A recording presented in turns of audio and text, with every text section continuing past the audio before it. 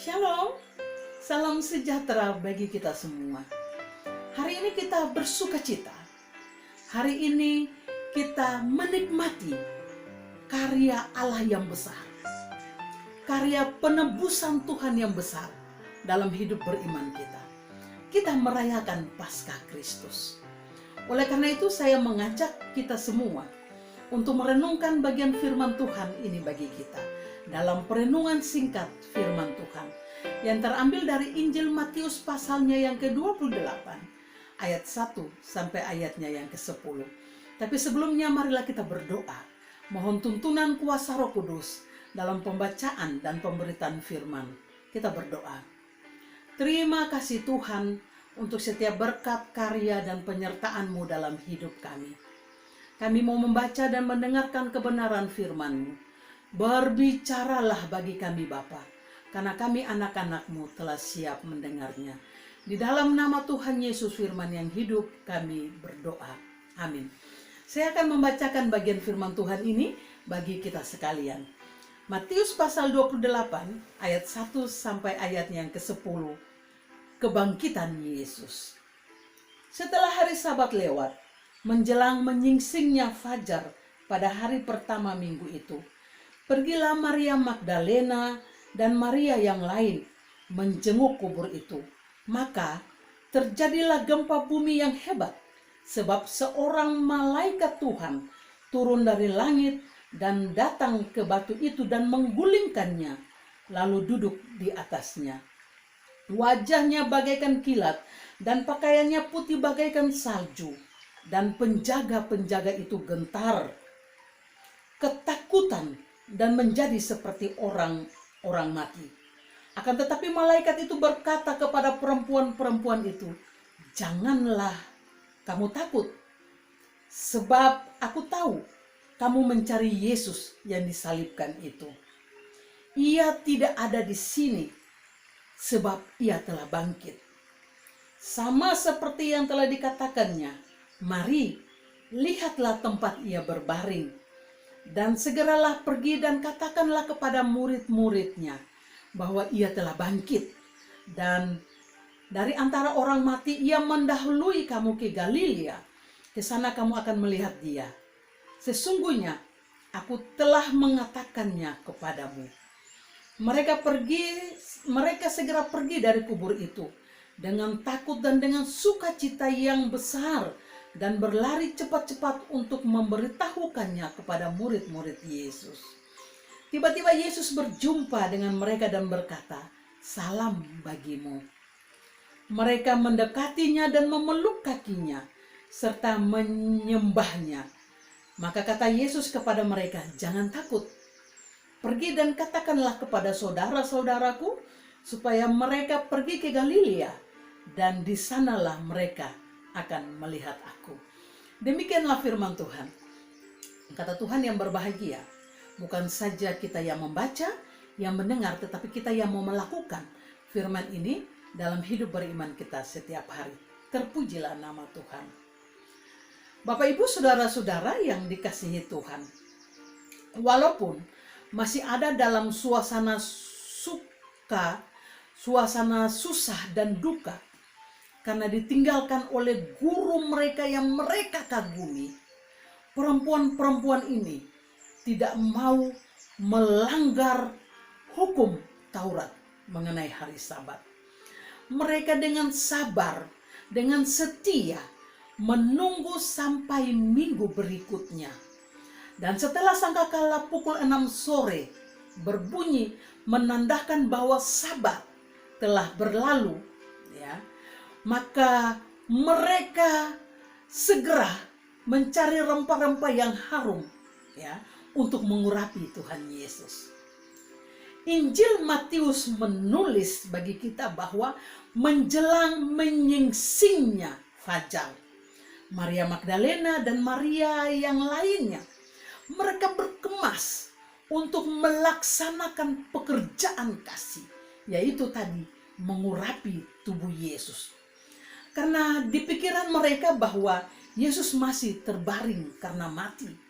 Oleh karena itu mereka ingin merempahi tubuh Yesus. Tetapi apa yang terjadi? Ketika mereka tiba di depan kuburan itu, ya, mereka begitu ketakutan karena terjadi gempa yang hebat. Malaikat Tuhan turun dan mengguling penutup kubur itu, ya, mengguling batu yang besar itu. Dan prajurit-prajurit yang ditugaskan untuk menjaga kubur Yesus, karena mereka takut bahwa nanti murid-murid Yesus datang mencuri Yesus, mencuri jenazah Yesus.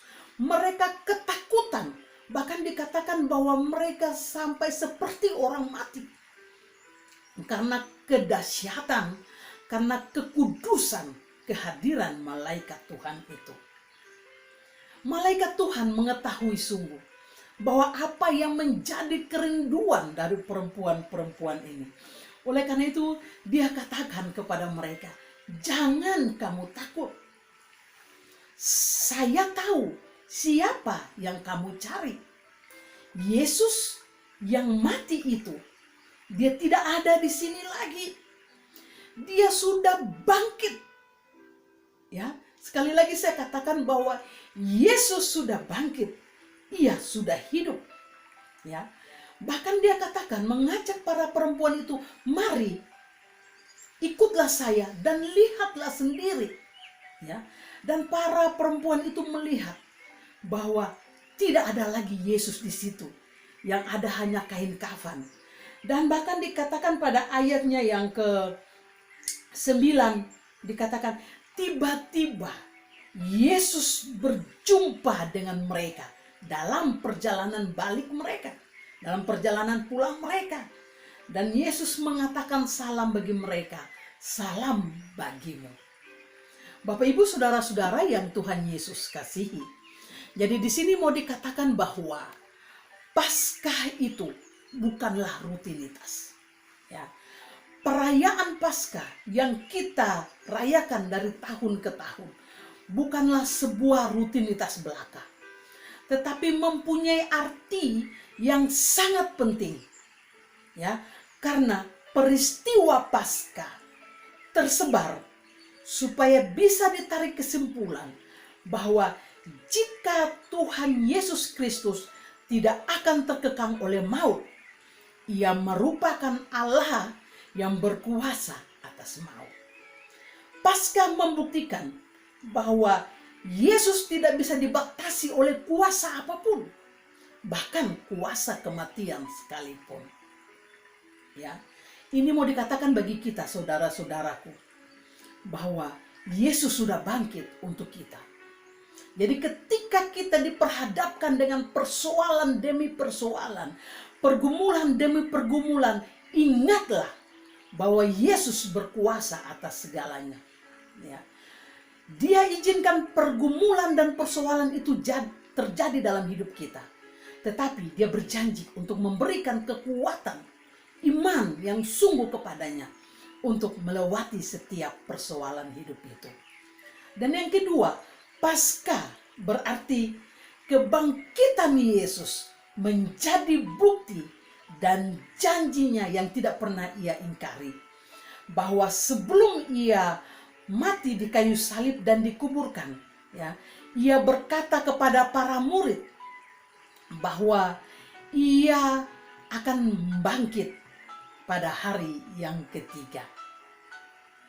Janji Yesus tidak pernah sesuai dengan apa yang manusia harapkan. Yesus berjanji dan dia akan mengenapi janji itu. Ya. Ketika Yesus sudah merancangkan sesuatu, tidak ada satu hal pun yang dapat membatasi itu. Ini yang perlu kita ingat Bapak Ibu Saudara-saudara, bahwa Yesus berjanji untuk menyelamatkan kita dan janji itu akan ia genapi. Yesus berjanji untuk berjalan bersama dengan kita, melewati setiap pergumulan-pergumulan hidup ini, dan dia akan memenuhi janji itu.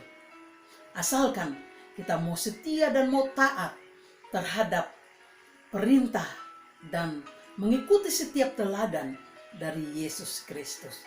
Dan yang ketiga, Paskah Kristus memperlihatkan pengharapan bagi kita yang percaya akan kebangkitan Yesus dari kematian, bahwa kita akan memiliki kehidupan yang kekal. Ini yang penting bagi kita, bahwa Yesus mati, ya, dia sudah turun ke alam maut, mengalahkan kuasa kegelapan itu yang sudah kita rayakan pada hari Jumat Agung. Dan hari ini kita merayakan kemenangan iman kita. Kebangkitan Yesus memperlihatkan kepada kita bahwa ada pengharapan yang Tuhan siapkan bagi kita. Bapak Ibu Saudara-saudara, dalam bacaan kita tadi dikatakan bahwa yang pertama menjumpai Yesus telah bangkit adalah para perempuan. Para perempuan di sini menggambarkan tentang orang-orang yang terpinggirkan, ya, orang-orang yang tersisihkan, ya, orang-orang yang sering dianggap tidak punya arti, gitu ya. Dan kadang-kadang ini juga yang kita alami dalam hidup kita setiap hari. Kadangkala kehadiran kita dianggap tidak ada artinya. Kadang-kadang kita dianggap sepele oleh orang lain. Bahkan ketika kita sudah melakukan sesuatu yang baik sekalipun, ya, kita masih dianggap, dipandang sebelah mata. Ingat, hari ini Yesus datang untuk menjumpai kita. Orang-orang yang tersisihkan, orang-orang yang mengalami berbagai macam ketidakadilan dalam hidup ini, Yesus datang dan mengatakan salam bagimu. Ya. Ia memberikan pengharapan bahwa tidak ada rencana Tuhan yang gagal dalam hidup kita. Tidak ada yang mustahil bagi Tuhan. Tidak ada perkara yang lebih besar, ya.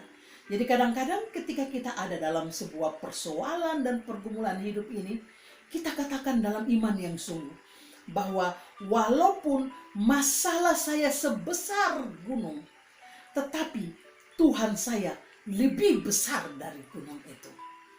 Ini iman kita kepada Yesus yang telah bangkit ini. Ini adalah tanda kemenangan iman kita.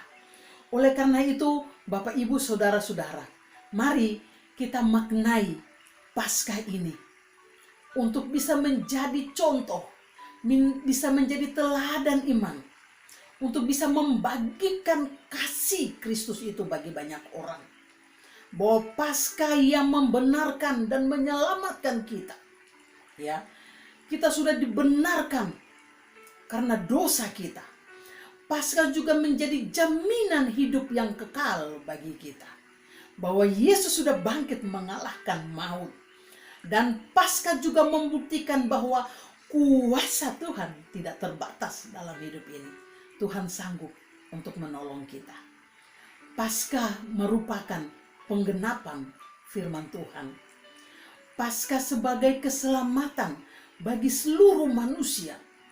Dan Paskah yang kita rayakan sebagai pengingat kasih Allah, pengingat restitusi, ya, bagaimana cara kita dibenarkan, bagaimana cara kita dipulihkan dari dosa. Oleh karena itu, saudara-saudara, ketika kita sudah dipulihkan dari dosa, ketika kita sudah diampuni, bagikanlah pengampunan itu bagi orang. Lepaskanlah pengampunan itu bagi setiap orang yang pernah menyakiti kita. Ingat bahwa Tuhan sudah lebih dulu mengasihi kita.